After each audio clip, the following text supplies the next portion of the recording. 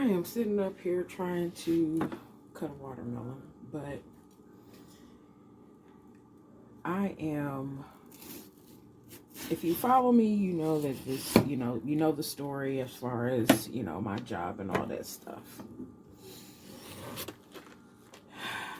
I'm anxious very much because I'm not sure what's going to transpire next, what my next moves are going to be.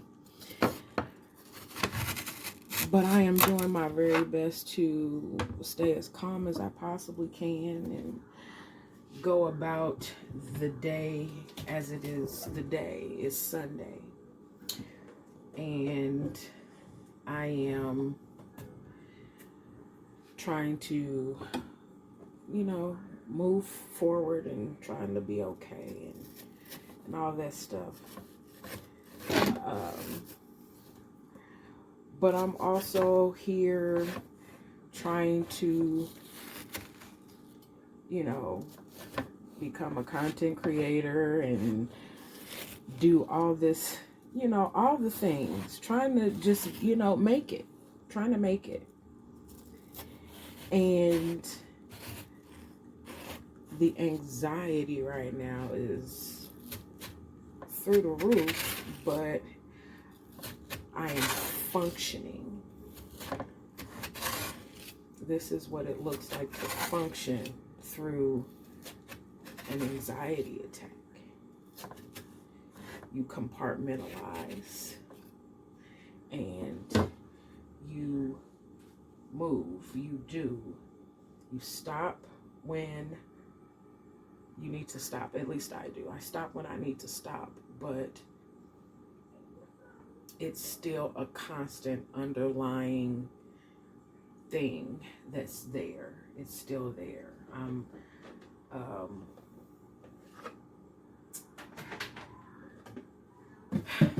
just trying to keep going. And of course, the first person I go to is, my mother. That's supposed to be the person that helps. She's the go-to person. And I am learning to give people grace. I'm learning to give people grace because she's going through a situation herself. But the thing is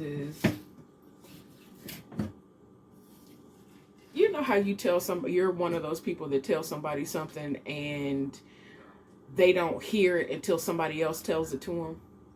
Well, my mother's one of those people. I tell her something to do something or something that can help or whatever, and she does not listen to me. But again, somebody else goes behind me and says the same exact thing, and it's like it's the first time she's heard it. Or she'll say, well, I didn't hear you, or I didn't understand, or whatever. And okay, because at this point I know what the situation with her is. I know how I know how I move. I have to move with dealing with my mother, and that's okay. But her conversation to me was, well, you know what I'm going through over here, so you gonna have to find you somewhere to go if you get evicted or if you have to leave.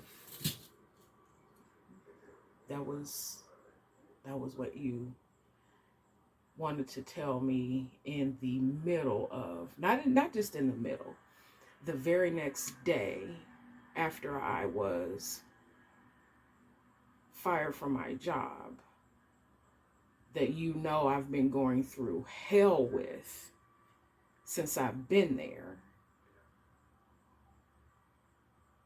You want to add that? Okay. Well, and of course now, if I post this and other people see it, I'll be wrong. I'll be putting our business out there, and then I'm making her look like the bad guy. But at this point, I am focusing on what is best for me. So what's best for me is talking these things out, but I really don't have anyone to talk to, not anybody that I can trust with my feelings, with my emotions.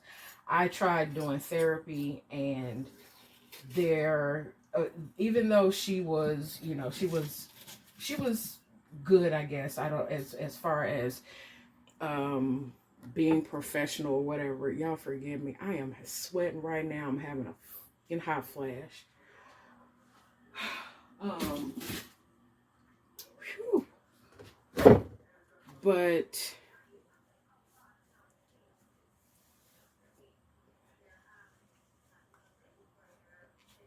in my opinion, she did not give me anything more than being a listening ear and somebody to talk things out with, because there was little to no guidance other than what I've already been doing myself. But at the very least, in the height and in the thick of what I was going through, um, I did have somebody to speak to, because y'all, hair falling out. That's why thus the mohawk, because I didn't want to cut all my hair off. Um, Blood pressure through the roof.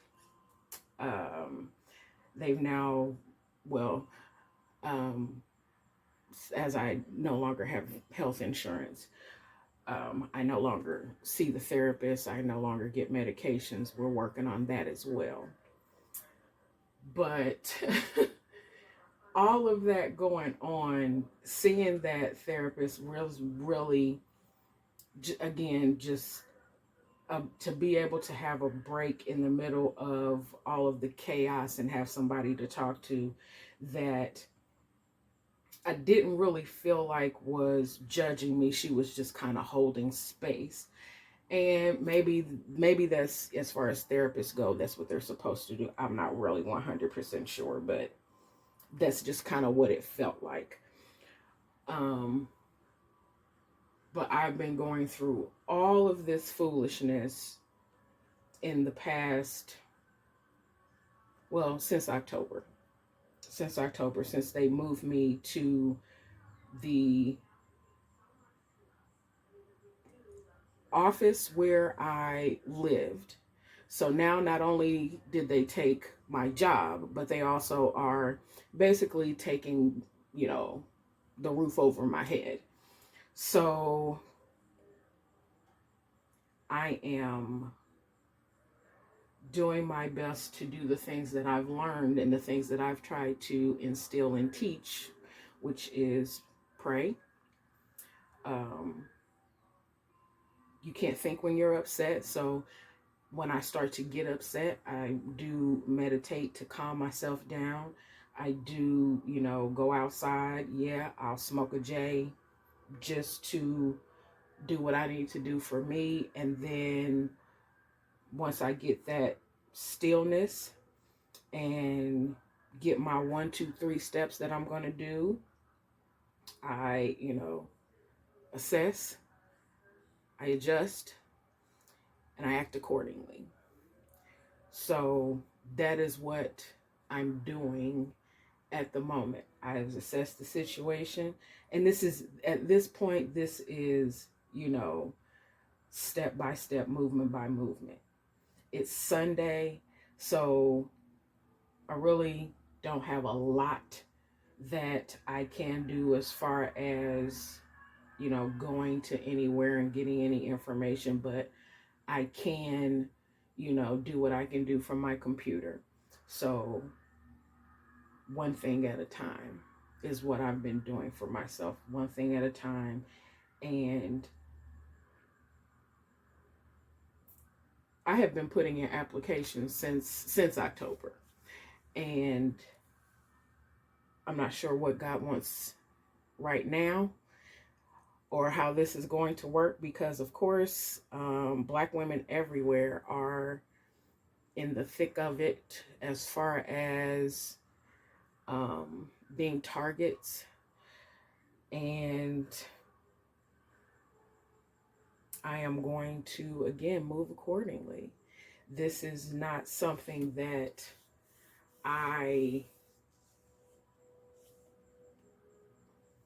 nobody wants to go through this. Of course, nobody wants to go through these kinds of things.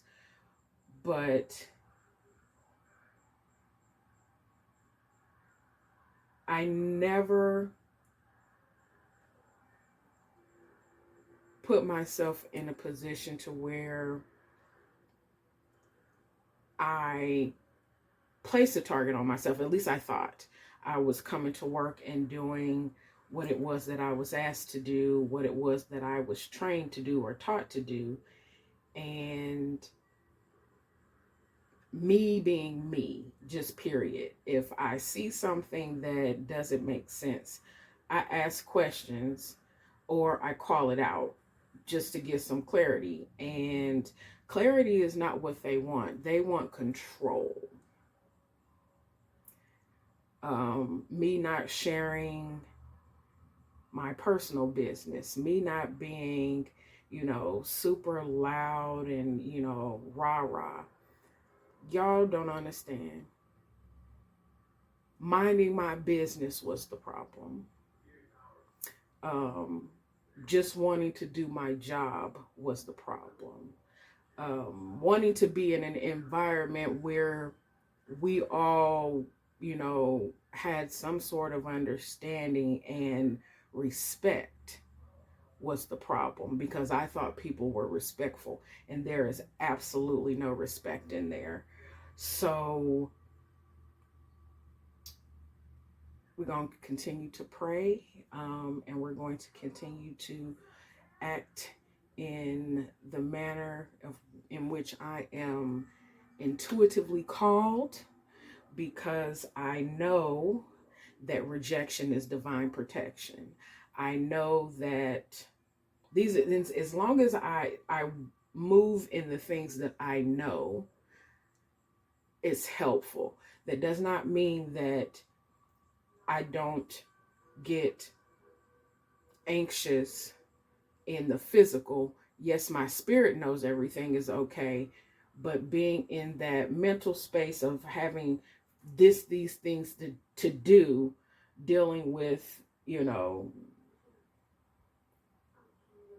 I don't know. Because the thing is I've never been diagnosed with anything.